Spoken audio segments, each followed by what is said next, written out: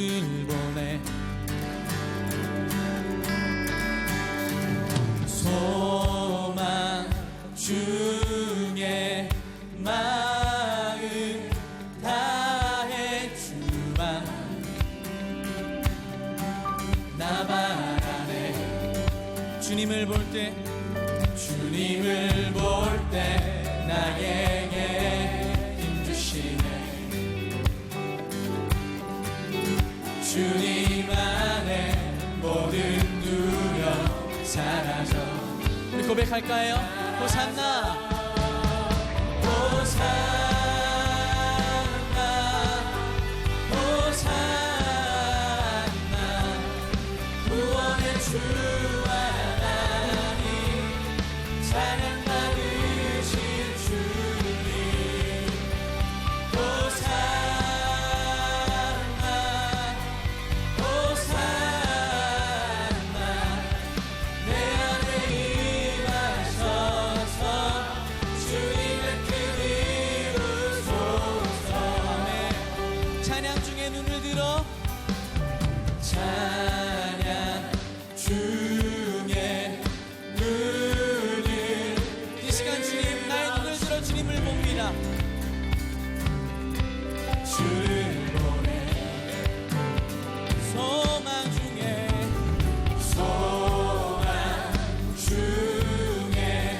마음 다해 주만 나 바라네. 고백할까요? 주님을 볼 때 나에게 힘 주시네. 아멘. 주님 안에 모든 두려움 사라져 호산나 호산나 호산나 구원의 주 하나님 찬양 받으실 주. 아멘. 호산나 호산나 내 안에 임하셔서 주님의 뜻 이루소서. 우리 다른 가사로 고백합시다. 주께 드림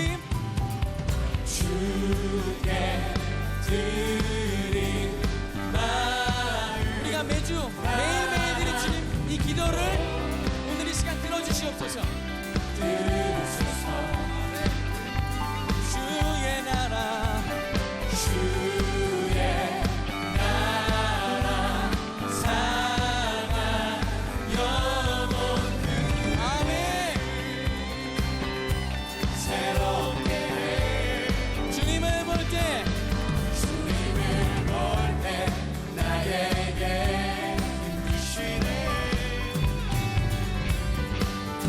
주님 안에 모든 두려움 사라져 선포하며 Say 호산나 호산나 호산나 구원의 주 하나님 찬양 받으실 주님 호산나 호산나 호산나 내 안에 임하셔서 주님의 뜻 우리에게 주신 악기로 주님께 찬양하겠습니다. 주님 찬양을 받으소서. 주님 이 시간에 우리 가운데 오셔서 주님의 뜻을 이루시기를 원합니다. 하나님 나의 순종이 주님께 사용되는 도구가 되길 원하오니 이 시간 우리의 찬양을 받아주시옵소서. 주님을 볼 때 나에게 힘 주시네. 주님 안에 모든 두려움 사랑. 다시 한번 주님을 볼 때 이 시간 주님 우리가 주님을 봅니다.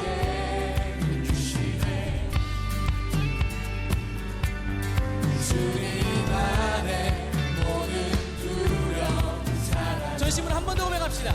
주님을 볼 때 나의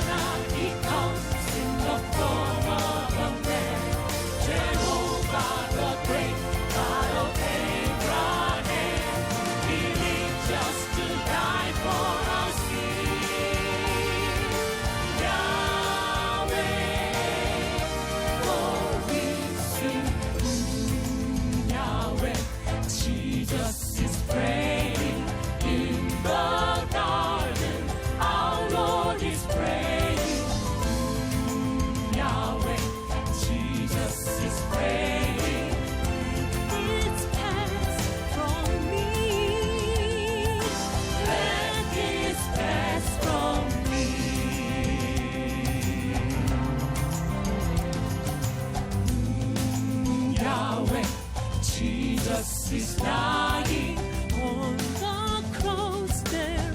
Our Lord is dying. Yahweh, Jesus is dying, dying for our sin, dying for our sin.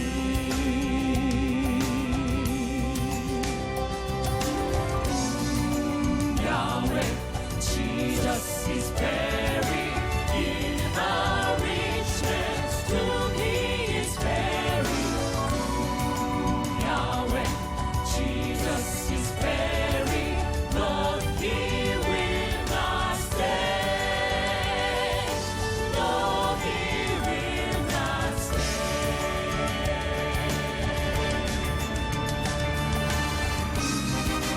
Yahweh, Jesus is rising, our Lord is rising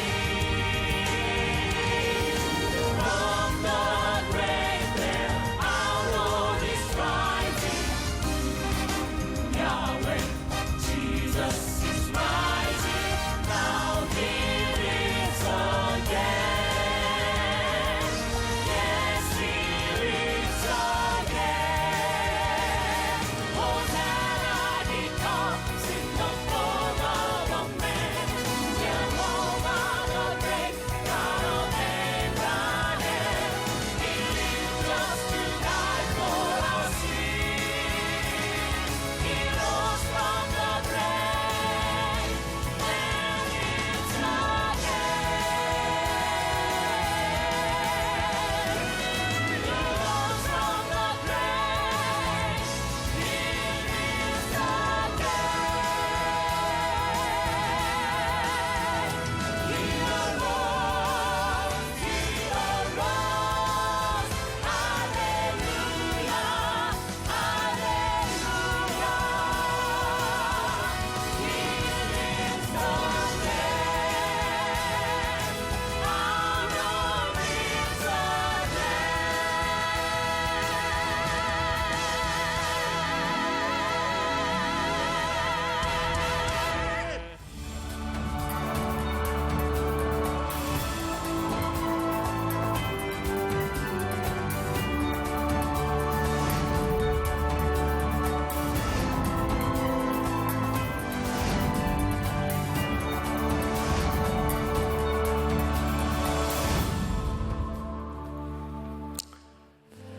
이제 오늘로서 3주째 성령에 대한 말씀을 나누고 있습니다. 제 마음의 그 기대는 우리 청년들이 성령에 대한 말씀을 나누면서 여러분들이 지금 성령님과 좀 민감한 그런 사람이 되었으면 좋겠다. 이 시대가 저는 요즘 일어나는 많은 사건들을 보면서 너무 어둡기도 하고 두렵다는 생각이 들어요. 바로 이 시대에 깨어있는 하나님의 사람들이 필요한 때라고 생각하기 때문에 이 말씀이 이번 여름 3달 동안 성령에 대한 우리들이 집중해가는 이 시기가 굉장히 중요할 것 같다는 생각이 듭니다. 특별히 이 기간을 지나면서 여러분들 나무 생각에 성령님에 대한 그런 묵상글들이 계속 나오고 있으니까 여러분들이 이번 기회에 좀 집중적으로 갈 수 있으면 좋겠고요. 계속해서 광고가 되겠지만 이번 여름을 우리 목회 쪽에서 이런 컨셉을 잡아서 이열치열, 이 더운 날 뜨거운 성령으로 우리들이 한번 이기자, 뭐 그런 마음을 가지고 우리들이 여름을 지났으면 좋겠습니다. 오늘은 성령님께 초점을 맞추라, 이런 제목으로 말씀을 나누려고 합니다. 지난주에 말씀 제목은 잃어버린 성령님을 찾으라 였어요. 우리들이 성령님과 동행하고 있다는 것도 분명한 증거가 있어요. 이게 성령의 열매를 맺는다는 거죠. 우리들이 육신의 생각으로 살아간다는 것도 분명하게 나타납니다. 육신의 생각으로 나타나는 일들입니다. 우리가 성령님을 잃어버렸다라고 하는 증거가 분명하다면 우리들이 어떻게 성령님과 함께 살아갈까? 오늘 그 말씀의 주제는 어떻게 우리들이 성령님께 집중할까에 대한 방법에 대한 부분입니다. 오늘 여러분들이 실제적으로 삶에서 말씀을 듣고 적용해야 될 부분이라고 생각이 들고요. 저는 이 말씀을 준비할 때마다 제가 이제 성령님의 인도하심을 느끼는 것 중에 하나가 정말 기가 막힌 일들이 일어나요. 어떤 경우에는 말씀을 다 준비해 놓았는데 그 주간에 읽었던 책이 너무 말씀과 이렇게 잘 맞아 들어간다든지, 한 주간에 일어났던 일들이 말씀과 이렇게 잘 연결되는 부분들이죠. 제가 요즘 안식년을 지나고 있어서 주말에만 이렇게 교회를 오고 주중에는 제주도에서 지나고 있습니다. 얼굴 많이 탔죠? 그제 올레길 걸으면서 무지하게 햇볕을 많이 받았는데, 이것도 탄 원인 중에 하나지만 화요일은 낚시를 갔어요. 우리 교인 중에 그 집사님 한 분이 낚시를 굉장히 좋아하는 분이 있는데, 얼마 전에 우리 부목사님들과 함께 낚시를 갔다가 한 마리도 못 잡고 왔다는 이야기를 듣고 이분에게 거룩한 분노가 생겼어요. 목사님에게 낚시가 무엇인지를 알려줘야 되겠다. 그래서 이제 그분이 오게 됐고, 저와 함께 배를 타고 제주에서 2시간 정도 이렇게 배를 타고 멀리 나갔어요. 목사님 지금 기가 막힌 걸 잡게 해주겠습니다. 저는 뭐 낚시를 이렇게 좋아하거나 잘하는 사람이 아니기 때문에 낚시를 가서 몇 가지 용어들을 배우게 되었어요. 배를 타고 한 2시간쯤 나갔는데 선장이 마이크로 라이징 그러더라고요. 봤더니 저기에서 물고기들이 이렇게 때로, 그게 여러분들 그 방어라고 하는 히라스 뭐 이런 거죠. 그런 것들이 막 오는데 정말 물이 이렇게 부글부글 끓는 것처럼 이렇게 와요. 그러니까 거기다가 이제 낚싯대를 던지는 거예요. 그러니까 릴을 이렇게 던지는데 그냥 이렇게 떨어뜨리는 게 아니라 미끼를 해가지고 뒤로 이렇게 해서 90도로 해가지고 쫙 던지는 거예요. 몇십 메타가 날아가는 거예요. 그것도 배우고 그걸 캐스팅이라고 합니다. 그리고 거기에는 이제 미끼를 끼우는데 이렇게 이제 모형으로 된 루어를 끼우는데 뭐 고등어 모양도 있고 뭐도 있고 해가지고 쫙 감으면은 그 물고기가 쫙 오다가 그걸 확 이렇게 무는 거예요. 뭐 전문가들이 보기에는 별로 신기하지 않은 것 같은지 모르지만 참 신기하게도 그 루어, 그 미끼에 따라서 똑같은 고기들이 뭅니다. 저는 그런 낚시를 처음 하는 사람의 입장에서, 야, 이게 낚시를 하는 것도 굉장히 이렇게 집중력, 초점 맞추는 것이 참 중요하구나. 그러니까 저는 낚시를 해도 설교 생각을 해요. 그 안에서 내가 성령님께 초점을 맞추란데 여러 가지를 이렇게 생각하게 되는구나. 여러분, 성령님께 초점을 맞춘다고 하는 것이 무엇일까요? 그건 아주 분명하게 우리들이 성령님에 맞는 삶을 살아갈 수 있다는 것과 성령님과 어긋난 삶을 살아갈 수 있다는 거예요. 오늘 여러분들이 읽었던 본문 말씀 벌써 다 잊어버렸죠? 아까 목사님이 읽은 거 처음에 뭐라고 시작이 돼요? 하나님의 성령을 근심하게 하지 말라. 성령님을 근심하게 하는 게 있는 거예요. 31절에서는 성령님을 근심하는 게 무엇인지를 이야기하고 있고, 32절에는 성령님이 원하시는 일이 무엇인지를 우리들에게 말씀하고 있어요. 아주 명백하게 성령님이 원하시는 일과 성령님이 원하시지 않는 일들이 대비되어 나오고 있습니다. 우리가 이것을 분명히 알고 살아가야 성령님께 초점을 맞출 수 있는 거죠. 자, 여러분들 선지자 요나의 이야기를 알죠? 요나는 하나님께서 저기 니느웨로 가서 네가 복음을 전하라 그랬는데 말을 듣지 않았던 사람 중에 하나입니다. 그래서 이 요나서는 선교학에 있어서 굉장히 중요한 이슈를 가지고 있는 거예요. 요나서 1장 2절 말씀 성경을 한번 같이 볼까요? 시작. 너는 일어나 저 큰 성읍 니느웨로 가서 그것을 향하여 외치라. 그 악독이 내 앞에 상달되었음이니라 하시니라. 자, 제가 조금 설명을 할게요. 하나님께서 니느웨 백성들을 구원하시고자 하는 뜻이 있었어요. 니느웨는 굉장히 타락한 이방 도시였어요. 그래서 하나님께서 유대의 선지자였던 요나를 불러서 너 니느웨에 가서 그들이 얼마나 악독한지를 경고하라는 거예요. 근데 요나가 말을 듣지 않습니다. 왜냐하면 하나님은 니느웨 백성을 구원하려고 경고하라고 말씀하시는데 요나의 생각에는 니느웨는 경고의 대상이 아니에요. 어떤 대상이에요? 멸망의 대상이에요. 하나님이 그들을 구원해 주시는 게 마음에 들지 않는 거예요. 그래서 니느웨는 하나님을 믿고 있었음에도 불구하고 하나님의 말씀에 순종하지 않아요. 반대로 도망갑니다. 자, 요나서 1장 3절에 보니까 이런 말씀이 있어요. 마침 다시스로 가는 배를 만난지라. 자, 여러분 집중해야 됩니다. 요나가 하나님의 말씀에 순종하지 않고 니느웨로 가지 않고 다른 데로 가려고 딱 항구에 갔는데 어떤 배를 만나요? 다시스로 가는 배를 만난 겁니다. 야, 이게 웬일이야? 하나님이 모든 걸 다 예비한 것 같은 거예요. 그래서 요나는 기꺼이 그 배를 타고 자기에게 주어진 최적의 환경에서 그는 다시스로 갑니다. 질문: 여러분들의 삶에 최적의 환경이 펼쳐질 때 그것이 하나님의 뜻일까요? 아닐까요? 뜻일 수도 있고 아닐 수도 있어요. 중요한 것은 우리들에게 펼쳐지는 환경이 우리들에게 좋은 것일 수도 있고 나쁜 것일 수도 있는데, 중요한 것은 그때에 우리들이 성령님께 민감하게 보아야 된다는 거예요. 이 요나에게 있어서 그에게 펼쳐진 최적의 환경은 그의 고통의 서곡입니다. 그는 물고기에게 잡혀 들어가게 되는 길로 가고 있는 거예요. 우리들이 신앙생활을 하면서 많이 착각하는 거예요. 우리 젊은이들, 내가 뭔가 사업을 하고 무슨 일을 하는데 너무너무 잘 풀리는 거예요. 그럼 우리는 하나님 앞에 물음을 물으려고 하지 않습니다. 왜? 이건 하나님이 인도하시는 거야. 너무나 잘 돼. 우리의 인생의 모든 조건이 좋다고 해서 그것이 하나님의 뜻인 것은 아니에요. 자, 우리가 하나님을 믿어요. 하나님을 알아요. 하나님을 아는 사람이 하는 행동 모두가 하나님과 동행하는 것은 아니에요.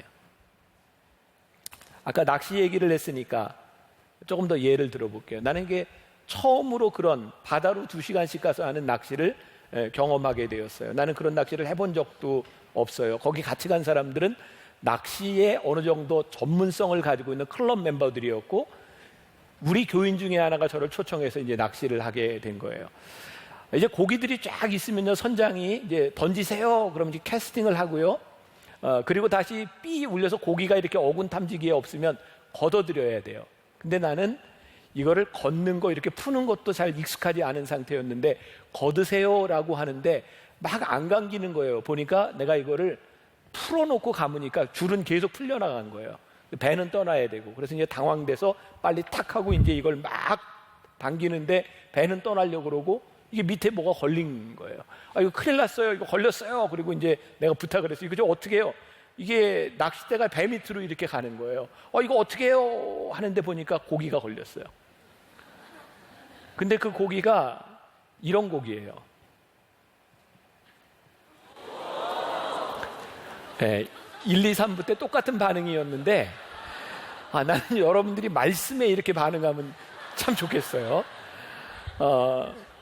네, 90cm 되는 저게 이제 방어류가 부실이라고 하는 그런 거예요. 나는 전문가가 아닌데 같이 간 사람들이 이렇게 잡은 게 총에서 한 15마리 정도를 잡았는데 내가 잡은 2마리가 제일 큰 거예요.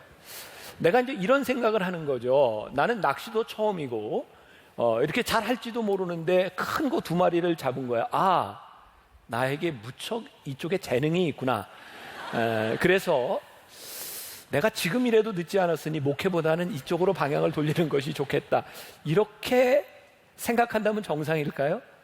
아니에요. 내가 처음 낚시를 나가서 저렇게 큰 고기를 잡았기 때문에 나에게 그런 길이 열려진 것은 아니에요. 우리가 많이 착각한다는 거죠. 우리들에게 좋은 환경과 우리들에게 행운이 오면 우리는 그것이 나의 갈 길이고 하나님이 나를 이쪽으로 인도하시나 봐라고 생각하는 거죠. 어떤 분이요, 골프를 배우고 이런 이야기를 했어요. 골프의 장점은 재밌다는 겁니다. 단점은 너무 재밌다는 겁니다. 여러분, 우리들에게 너무 좋은 것이 우리를 유혹하고 있다는 생각을 할 수 있어요. 그러니까 여러분들에게 좋은 환경이 펼쳐진다. 지금 요나가 다시스로 가는 배가 딱 준비되어 있는 것이 하나님의 뜻과 성령의 인도하심이 아닐 수 있다는 거예요. 자, 이제 요나는 어려움 가운데 처하게 됩니다. 배를 타고 가는데 풍랑을 만났어요. 당시의 사람들은 풍랑을 만나면 여기 누군가 죽을 죄를 지은 사람이 있어서, 범죄한 사람이 있어서 하늘이 노했다라고 생각되기 때문에 그 사람을 찾는 거예요. 제비뽑기를 했는데 요나가 딱 걸렸어요. 자, 요나서 1장 9절 말씀 한번 보세요. 요나가 딱 걸리고 나서 제비뽑기에 걸렸는데 이렇게 말을 해요. 같이 봐요. 나는 히브리 사람이요 바다와 육지를 지으신 하늘의 하나님 여호와를 경외하는 자로다. 요나가 하나님의 말씀을 피해서 다시스로 도망가다가 풍랑 가운데서 제비가 딱 뽑혔는데 자기가 뭐라고 얘기하냐면 나는 히브리 사람이요 아주 중요한 건 나는 하나님을 경외하는 자로다. 진짜예요. 요나는 하나님을 믿고 있는 사람이었어요. 근데 하나님을 믿고 있다는 것과 그가 하나님의 뜻대로 사는 것과는 별개의 문제였어요. 오늘 우리들에게 굉장히 중요한 도전입니다. 우리가 하나님을 믿고 예배를 드린다고 하는 것과 여러분들이 성령님께 초점을 맞춰 산다고 하는 것은 다른 차원의 문제인 거예요. 자, 그 증거가 무엇인가? 오늘 우리가 읽은 본문 말씀 가운데서 너희가 하나님의 성령을 근심케 하지 말라라고 하면서 31절에 성령을 근심하게 하는 일 가운데 하나가 너희는 모든 악독과 노함과 분냄과 떠드는 것과 비방하는 것을 모든 악의와 함께 버리고 그랬어요. 근데 지금 요나를 보니까요, 성령님과 동행하지 않고 있다는 증거가 너무나 분명한데 그는 하나님께서 니누의 백성을 구원하시겠다고 그곳에 가서 경고하라고 말씀하셨는데 그들을 향한 악독과 노함과 분냄과 비방이 요나 속에 있는 거예요. 그가 하나님을 믿고 있지만 성령님과 동행하고 있지 않다는 증거입니다. 여러분, 당당함은요 착각의 문제이기도 합니다. 우리가 신앙생활을 하면서 우리는 주변에서 만나는 너무나 하나님을 잘 믿고 봉사하고 열심히 믿는 사람들 가운데 당당함을 봅니다. 이건 하나님의 뜻이야, 내가 하나님을 믿어 라고 하는데 사실은 그 안에 성령님을 근심하게 하는 일들이 일어나고 있는 거예요. 그러니까 우리가 성령님께 초점을 맞춘다라고 하는 것, 우리가 성령님과 동행한다고 말할 때에는요 내가 하나님을 믿습니다, 내가 하나님을 경외합니다의 차원이 아니라 지금 내가 하고 있는 일들을 통하여 성령님이 근심하시는가를 보기 시작할 때 우리가 성령님께 초점을 맞추었는지 아닌지를 알 수 있어요. 자, 조금 더 깊이 들어갑니다. 조금 더 어려운 이야기가 될 거예요. 마태복음 14장에 보면 놀라운 기적의 이야기가 나와요. 예수님의 제자들이 배를 타고 갈릴리 호수를 가는데 풍랑을 만났습니다. 막 죽을까 봐 두려워하고 있는데 저기에서부터 풍랑 가운데 예수님이 걸어오세요. 사람들이 그걸 보면서 예수님이라고 생각하고 유령이라고 생각했는데 예수님이었어요. 제자들이 그걸 보면서 놀랐고요. 그 중에 베드로는 예수님에게 이렇게 부탁을 합니다. 예수님, 만일 주시라면 나도 좀 걸어오라고 하세요. 걷게 해주세요. 그랬더니 예수님께서 걸어와라 그랬거든요. 야, 베드로 대단하죠. 예수님이 걸어오라 그런다고 풍랑 위에 딱 내려가서 물 위를 걷습니다. 자연인으로 물 위를 걸었던 사람입니다. 근데 예수님을 바라보고 이렇게 걷다가 갑자기 생각하지 않았던 것인데 자기가 풍랑이 있는 바다를 걷고 있다는 게 생각이 난 거죠. 그래서 풍랑을 봐요. 무서웠어요. 그러니까 빠져갑니다. 그때 이제 베드로가 예수님께 예수님 저를 좀 구해주세요. 그랬더니 예수님이 베드로의 손을 붙잡으시면서 믿음이 작은 자여 왜 의심하느냐라고 말을 합니다. 제가 이 말씀을 준비하면서 믿음에 대한 생각을 했어요. 베드로에게 있는 이 믿음이 무엇일까? 믿음이 작은 자여라고 하는 것이 무슨 의미일까? 우리가 믿음을 착각하는 경우들이 있는데요. 뭐냐면 베드로에게 믿음이 있다 없다를 떠나서요. 아니 같이 생각해도 좋고 베드로가 물 위를 걸은 것은 베드로의 믿음 때문인가요? 예수님의 능력 때문인가요? 그건 예수님의 능력 때문입니다. 예수님의 능력을 베드로가 믿었기 때문이겠죠. 결국은 예수님의 능력 때문입니다. 문제는 우리들이 믿음이라고 생각할 때 예수님을 믿는 믿음도 존재하지만 우리는 내가 가지고 있는 내 확신을 믿음으로 우리들이 착각할 때가 많이 있습니다. 그래서 우리는 자기 암시를 내요. 나는 믿어. 나는 믿어. 근데 믿음대로 되지 않는 거예요. 여러분, 역사는 하나님과 동행하는 것은 나의 믿음에 근거하는 것이 아니라 내가 믿는 분이 누구인지에 근거합니다. 예수님의 능력을 믿을 때에 그 예수님을 바라볼 때의 문제인데 그렇게 생각해 보면 베드로가 물에 다시 빠져가는 게 이해가 되는 거예요. 그가 예수님의 능력을 바라보았을 때는 그의 믿음이 워킹해요. 그런데 예수님을 바라보지 않고 풍랑을 바라보았더니 그의 믿음이 워킹하지 못하는 거예요. 베드로에게 믿음이 갑자기 없어졌을까요? 아니요. 여러분들, 우리들에게도 마찬가지의 문제입니다. 믿음은 하나님의 능력을 바라보는 초점에 대한 문제이지 내가 믿는 내 확신에 대한 문제가 아닙니다. 그러니까 우리가 여기 조금 어려운 말일지 모르지만 우리의 믿음을 점검해 볼 필요가 있어요. 우리가 믿는 것이 무엇인가? 그리고 우리의 믿음은 아주 명확하게 초점과 선택에 대한 문제입니다. 풍랑이 있는 이 세상 속에서 우리들이 누구를, 무엇을 바라볼 것이냐에 대한 문제예요. 보통 때는 풍랑이 일지 않을 때는 우리들이 예수님을 바라보는 것이 어쩌면 그렇게 어렵지 않아요. 예수님만 바라보면 되니까. 근데 예수님을 바라보는 그 순간에 풍랑이 확 일어요. 우리의 삶에 어려운 문제들이 확 닥치기 시작해요. 그러면 예수님을 바라봤던 우리의 초점이 세상으로 향합니다. 의심이 일어나요. 의심이 일어난다고 하는 것은 계산하기 시작했다는 거예요. 계산을 한다고 하는 것은 무슨 일인지 아세요? 이 일을 통해서 나에게 어떤 이익이 있고 어떤 손해가 있을 것인가. 여러분, 손익을 계산하기 시작하면서 우리는 우리에게 일어나는 일에 대해서 분노하고 화내기 시작합니다. 어떤 때? 손해가 될 때. 우리가 예수님을 바라본다, 성령님에게 초점을 가진다라고 하는 것은 손익에 대한 계산이 아니라 성령님이 하시는 일을 바라본다는 겁니다. 근데 만일 여러분들이 지금 손익을 계산하는 일에 집중하고 있다면 성령님을 바라보고 있는 것은 아니에요. 조금 더 어려운 이야기가 될지 몰라요. 지금 어렵죠? 지금 괜찮아요? 네, 고마워요. 자, 우리는 또 이렇게 신앙생활을 하면서 하나님께 이런 믿음의 고백을 떠요. 하나님, 저 책임지세요. 제가 전적으로 하나님 앞에 저를 맡겨드립니다. 하나님 책임지세요. 그런데 이게 참 믿음이 있는 것처럼 들리는데 사실은 굉장히 무책임하다는 생각이 저에게는 듭니다.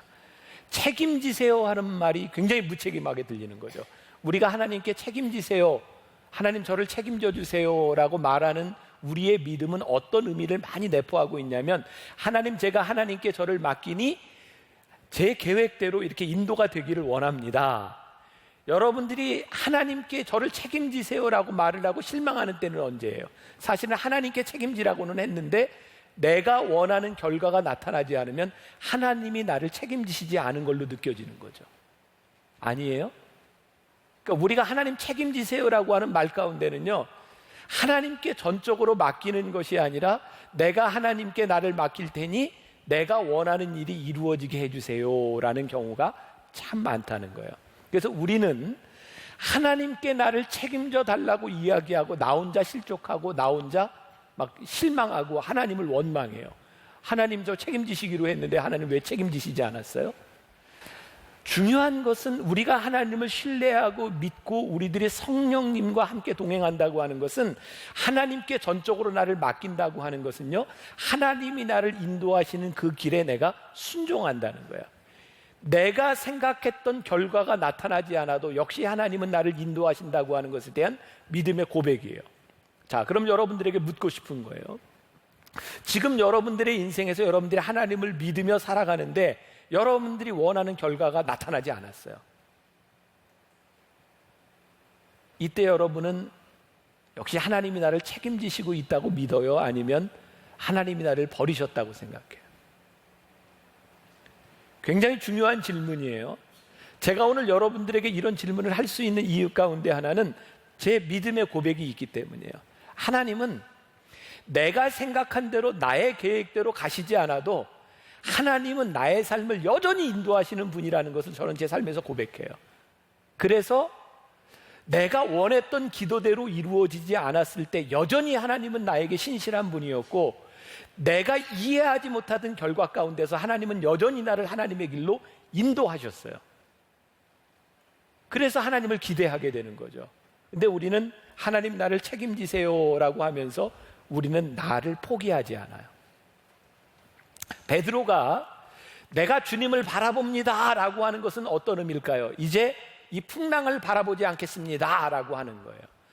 하나님 나를 책임지세요 라고 여러분들이 믿음으로 고백할 때는 그럼 여러분들이 원하는 것들을 내가 내려놓습니다 라고 하는 포기가 함께 갈 때 하나님을 전적으로 의지하고 책임져 달라고 하는 고백이 되는 거예요. 여러분들이 이 믿음과 이 책임이라고 하는 것을 우리들이 명확히 구분해야 합니다. 그래야 여러분들이 하나님과 동행한다고 하는 것이 무엇인지를 알 수 있어요. 어려워요? 가슴이 답답해요 지금? 자, 조금 더 이야기합니다.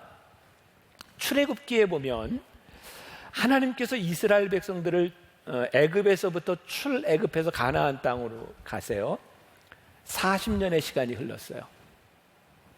이스라엘 백성들이 광야에 머무르면서 이렇게 지나갈 때 하나님은 이스라엘 백성들에게 늘 너희들이 어디를 가든지 앞에 법궤를 앞에 놓도록 하셨어요. 이스라엘 시대에는 성막이라는 것이 있는데 그것은 완성된 교회가 아니라 언제든 텐트예요. 언제든지 걷어서 갈 수 있는 성막입니다. 그런데 40장 36절부터 38절까지 아주 중요한 말씀이에요. 같이 한번 봉독해 봅시다. 구름이 성막 위에서 떠오를 때에는 이스라엘 자손이 이 모든 행진하는 길에 앞으로 나아갔고 구름이 떠오르지 않을 때에는 떠오르는 날까지 나아가지 아니하였으며 낮에는 여호와의 구름이 성막 위에 있고 밤에는 불이 그 구름 가운데에 있음을 이스라엘의 온 족속이 이 모든 행진하는 길에서 그들의 눈으로 보았더라. 자, 이제 설명합니다. 이스라엘 백성들이 광야에서 이렇게 가는데 하나님께서 늘 성막을 앞세우고 성막에 낮에는 구름 기둥을 밤에는 불 기둥을 이렇게 보여주셔서 이스라엘 백성들이 움직일 때는 늘 그것을 보고 움직이게 했어요. 구름 기둥이 움직이면 이제 움직이는 거고 불 기둥이 움직이면 움직이는 거고 아니면 서 있어야 되는 거예요. 쉽죠? 근데 진짜 이게 쉬운 일이었을까요? 구름 기둥이 서거나 움직이고 불 기둥이 서거나 움직이는 것이 이스라엘 백성들이 원했던 때에 움직이거나 서지 않았다는 거예요. 이스라엘 백성들이 막 이렇게 행군을 하다가 이렇게 진행을 하다가 정말 쉬고 싶은 때가 있었을지 몰라요. 그런데 쉬려고 하는데 구름이 움직이는 거예요. 그럼 그들의 마음 가운데 왜 움직이지? 이런 마음이 들지 않았을까요?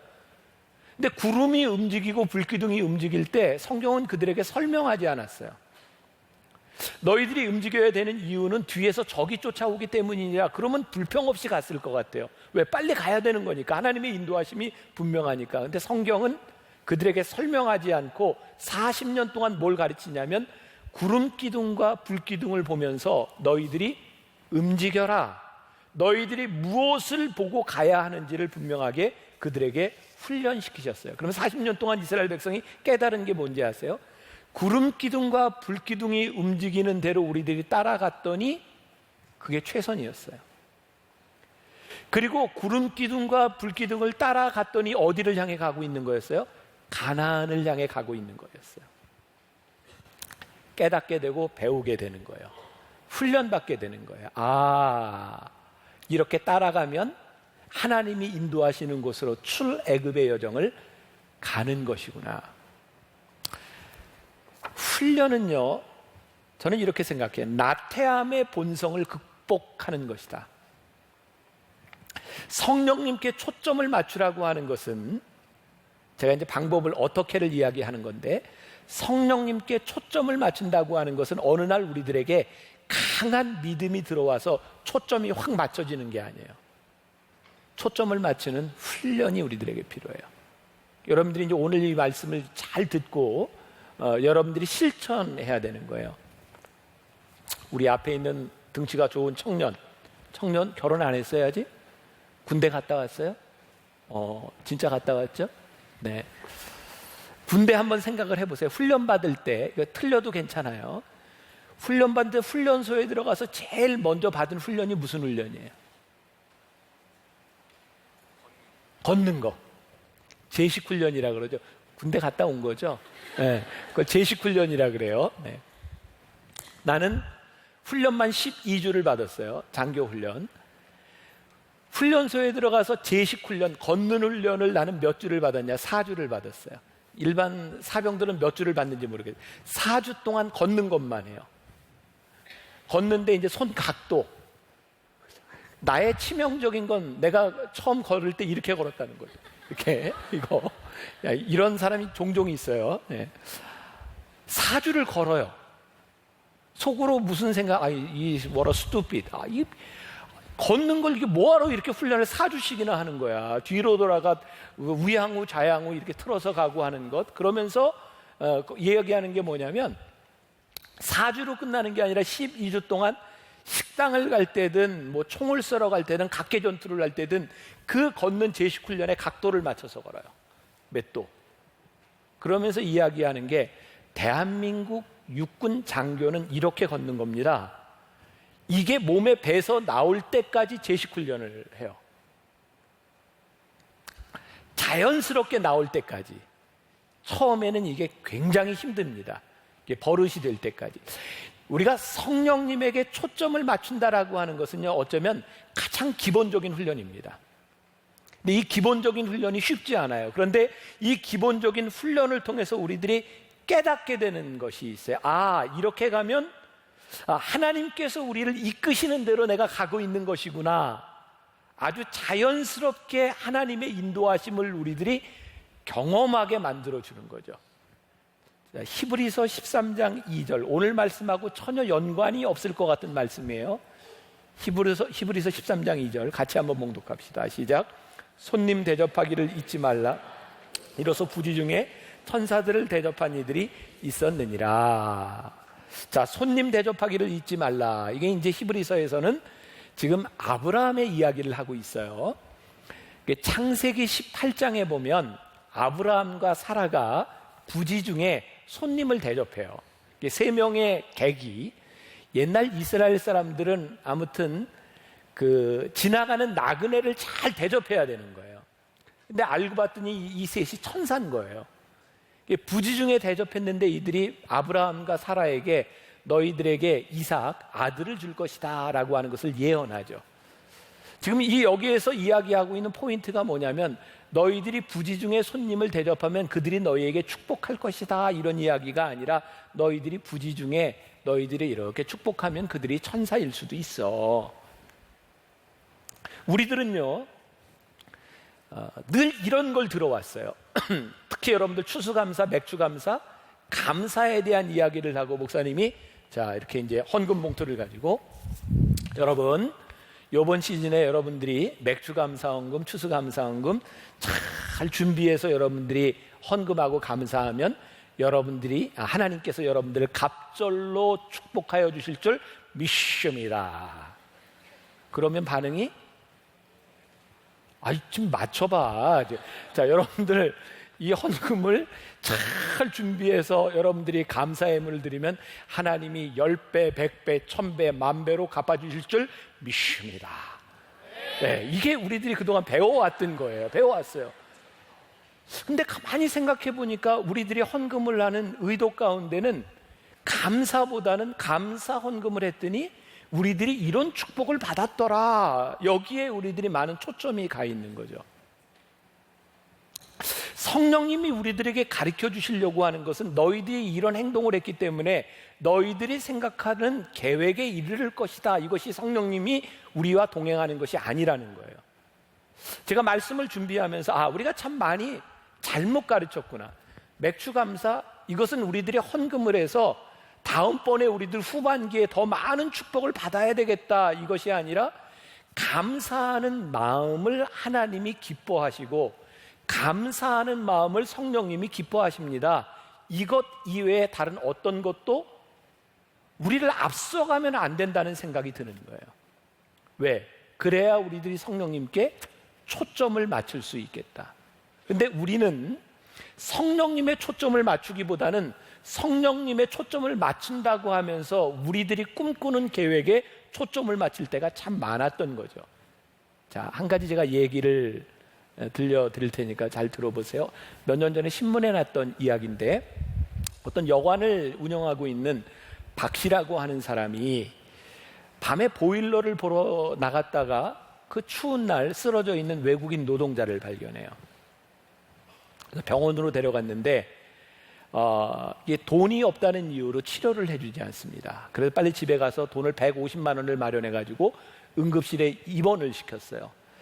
이 외국인 노동자에게 밝혀진 병이 급성 신부전증의 급성 췌장염이었대요.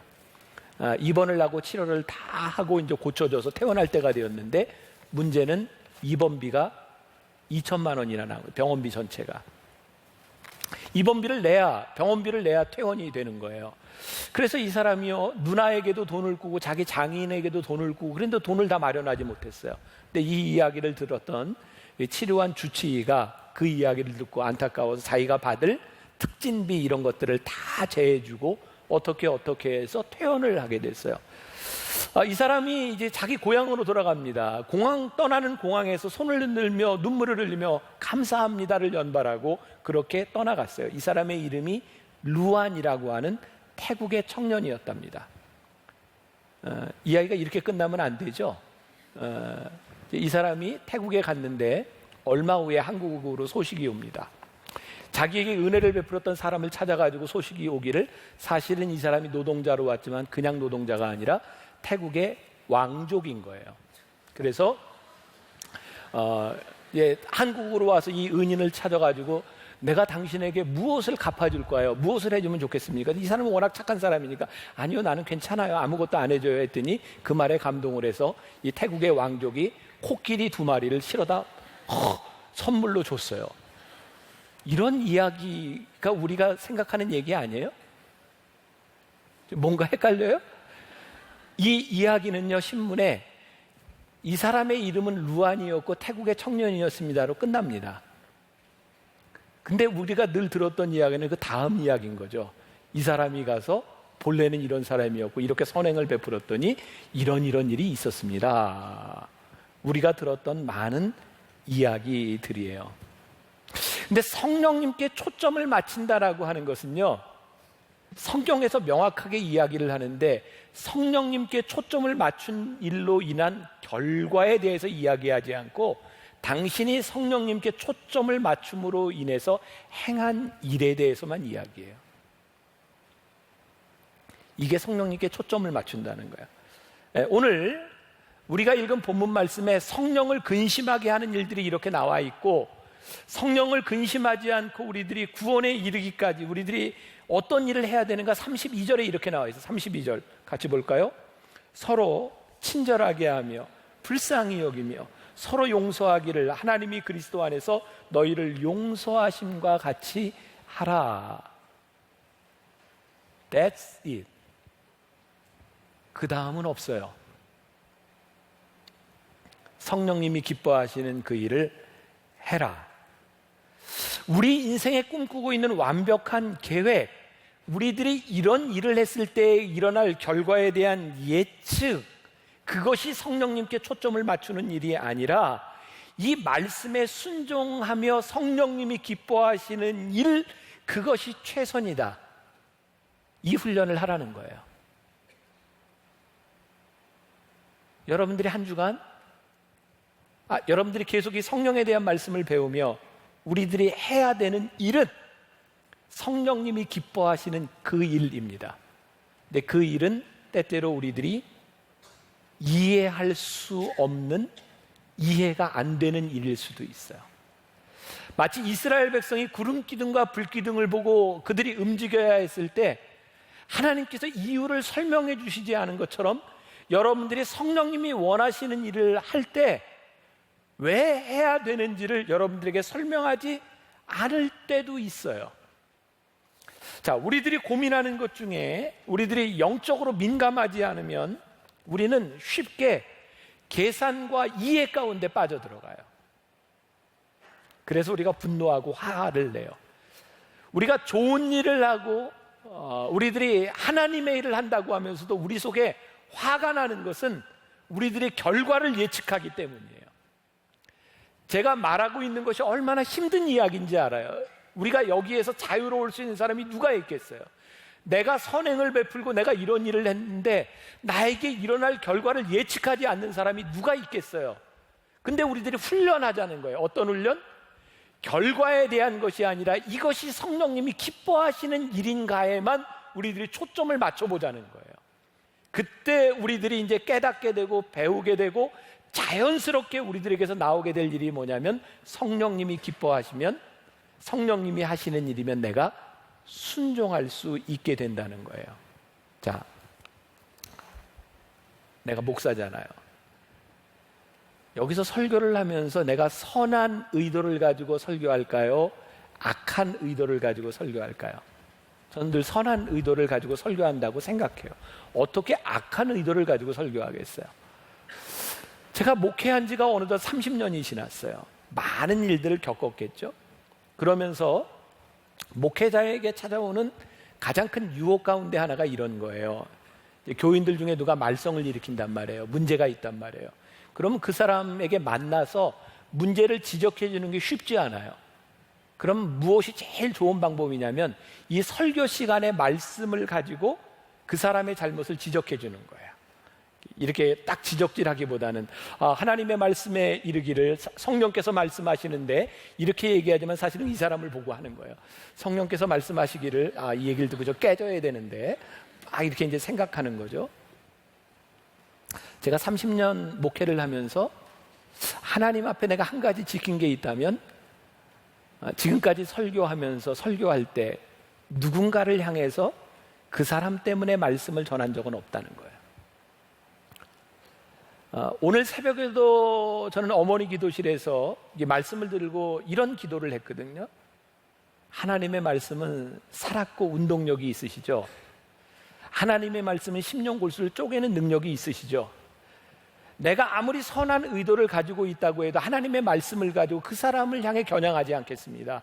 그 사람 때문에 말씀을 전하지 않겠습니다. 저는 하나님의 말씀이 말씀으로 능히 역사하실 것을 믿기 때문에 하나님의 말씀을 전합니다. 그리고 때때로 이렇게 제가 참 많이 듣는 이야기 가운데 하나가 오늘 목사님 설교를 듣는데 나한테 하시는 말씀이에요. 나는 성령님이 역사하셨다고 믿어요. 제가 누군지 알고 그 사람을 향해서 이런 말씀을 하겠어요. 우리는 선한 의도를 가지고 선한 의지를 가지고 무언가를 한다고 하지만 누군가에게 상처를 줄 때가 참 많고요. 우리는 선한 의지로 옳은 일을 한다고 하는데 참 이상한 거예요. 나는 분명히 옳은 일을 했고 내가 올바른 지적을 했는데 내 마음이 편하지 않아요. 내가 진짜 옳은 일을 했는데 내가 옳은 일을 하고도 찝찝한 이유가 성령님이 기뻐하실 것 같지가 않은 거예요. 정직하게 우리가 악한 일을 저지렀기 때문에 성령님과 동떨어진 삶을 사는 것이 아니라 우리들이 옳은 일을 행하고 있다고 생각하는데 그것이 성령님의 뜻이 아닐 경우가 참 많다는 거예요. 여러분들 오해하지 마세요. 제가 지금 설교하는 것을 들으면서 교회라는 공동체가 설교를 하고 말씀을 나누기 때문에 불의한 일을 우리들이 도외시하거나 악한 일을 덮거나 부정의할 수 있다는 것이 아니에요. 옳은 일을 하고 선한 일을 하고 내가 올바른 일을 해야 하지만 성령님이 기뻐하시지 않는다고 느껴지고 그것으로 인하여 성령님께 민감한 내 마음이 불편하다면 내가 성령님께 초점을 맞추지 않은 것이 분명하다는 거예요. 우리가 훈련해야 되는 거예요. 그 때때로 성령님께 초점을 맞춘다고 하는 것은 우리가 참 바보처럼 보일 때가 많아요. 근데 진짜 이상한 거죠. 내가 바보처럼 결정하고 바보처럼 행동했는데 성령님이 기뻐하실 것 같은 거예요. 그럼 성령님이 기뻐하시는 거예요.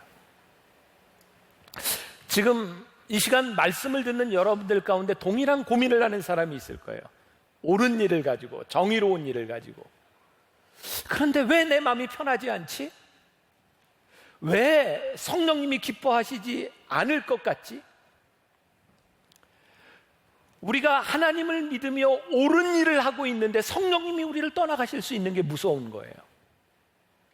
그래서 이 성령님에 대한 말씀을 나누면서 제가 이런 기대를 가지자는 거예요. 저와 여러분, 우리 교회 한국교회, 이 나라와 이 민족 위에 옳은 일을 가지고 싸우는 공동체가 아니라 성령님이 기뻐하시는 일을 가지고 고민할 수 있는 공동체가 될 수 있다면 하나님이 우리를 쓰실 거예요.